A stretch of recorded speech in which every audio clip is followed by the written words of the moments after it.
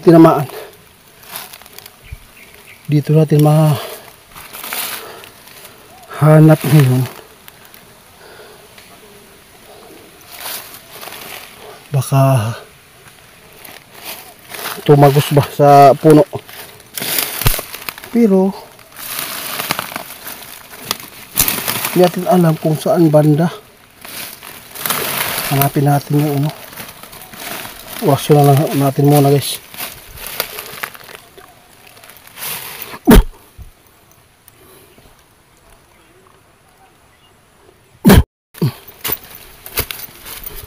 Sobrang bibo namin dito ngayon, guys. Dami namin naghanap po ng kidlat, guys. Yung ngipin, yung pangil. Muna mo gi-explore ng dati, guys. Muna mo nadaanan diri. Oh, ito, guys. Namatay na ang kahoy. Durian. Durian man dahil naigo dahil, guys. Paano natin mahanap yan? Ito, guys, oh, tinamaan ng kidlat.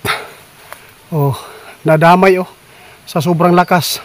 Impact ng pangil niya. Oh, namatay yung niyog, oh, nabali. At saka ito, pinapakita ko na noon, no. Naalala ko ito, guys, nadaanan man namin di. Muna lang yung giyapit. Yun, patay na, guys. At saka yung durian, oh, naisali, tinamaan. Ang ibig sabihin nito, ang ngipin ani, baka doon sa may puno ng nyug. Hanapin natin, guys. Panahon na para manghunting tayo ng kakaibang agimat.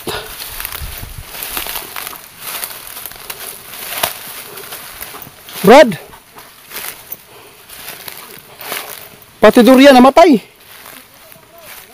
Oh, namatay ang durian na. Ito yung kahoy na yan, oh, tinamaan. Dito natin mahanap ngayon. Baka tumagos ba sa puno. Pero hindi natin alam kung saan banda. Hanapin natin yung ano. Wasyo na lang natin muna, guys.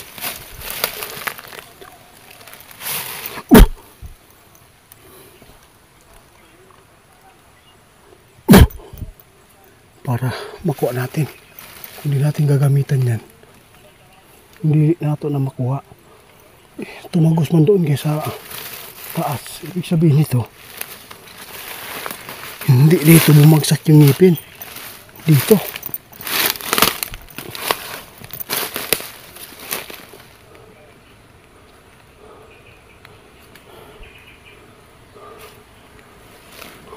Namatay na ang dulo, guys. Na tamaan gid siya, oh. Namatay na gid. Yung niyog dito sa kabila may nangaputol na ang kuan. Ato hanapon diri sa lupa, guys. Hindi po siya nabaon sa puno. Kasi lumagpas doon sa taas ng durian.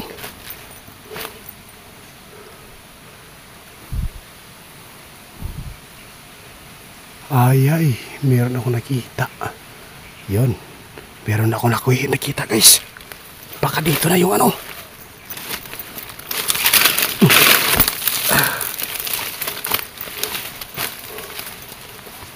Dito natin mahanap ngayon, guys, yung totoong ngipin ng kidlat. Oh, ito, guys, oh, nabali, oh. Ayun, nabali. Oh, namatay din, oh. Namatay yung ano, dahon. Dito tumagos yung ngipin ng kidlat. Oh, Brad, oh, Pinarman, tanawa. Tabay ko diri, aming sa sunang diri. Atong tanawon ang pangil sa kidlat. Guys, oh. dito tumagos guys. Namatay man oh. Bakit po siya na bali? Oh. Ito yung tama sa ngipin. Kasi po oh, nasa dulo ng Patay na mga kayo. ha? Patay na. Patay gani ning kuan oh. Wala patay ng kahoy ay. Tamaan og kuan. Bomber oh na. Pwede naman ako sundang Brad be. Ako okay lang diri Brad. Bibi. Baka dito guys. Dito natin mahanap yung ano ngayon. May Brad. Dapat mahanap natin. Oh, ikaw Brad oh. Uli ko Brad. Si Brad. Maraming ano guys, may pula na ngipin ng kidlat, may itim, may halong maputi. Mo man ni Brad oh. Mo man iyang ko ano. Oh, mama. Kini, mo ni guys oh. Dagang kami diri guys nang ngita. Si Brad, agpas Brad. Kasi dig maigo sa paghanap natin sa ngipin ng kidlat guys. Dito po siya tumama oh. Kaya? Sige. Kaya lang nato Brad, basi diri na utang ba. Napakaganda pala ito guys, grabe. Kini Brad oh. Okay Brad. Dito ko padulong. Mo may bitamaan dia, namay na kuan dia tawa dia. Sana po guys, maghahanap na natin ni nadir na ngipin. Dili.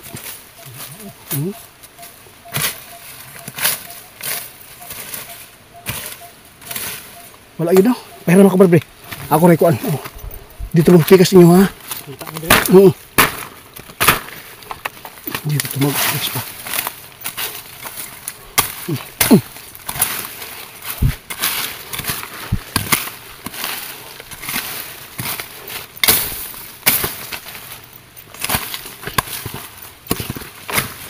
Diri dito guys.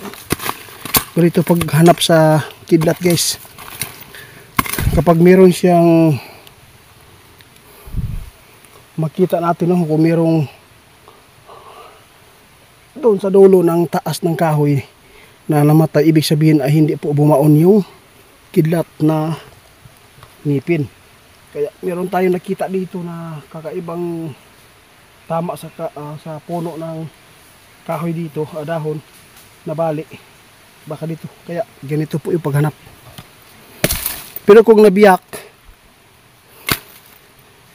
na hati yung katawan ng kahoy, ibig sabihin doon yan sa loob.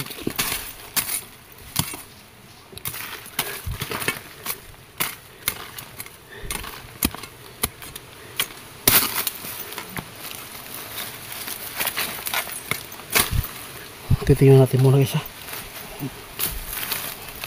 I-estimate natin.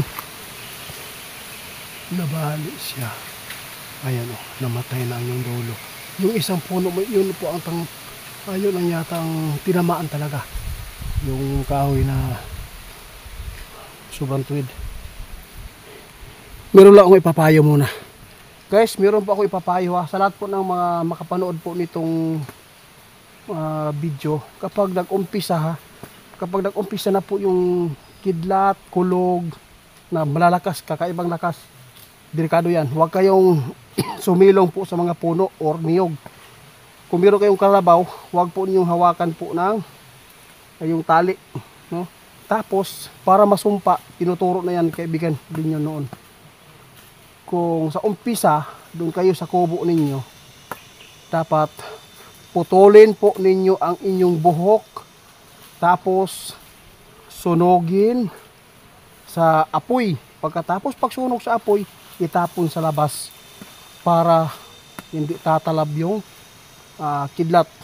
Legit po yan guys, hindi po yan pangloloko yung pagtuturo ko sa inyo ha. Maraming natulungan po yan kasi yan po ang ginagamit namin dito. Ipagpatuloy na natin paghanap guys sa kidlat dito ng ngipin.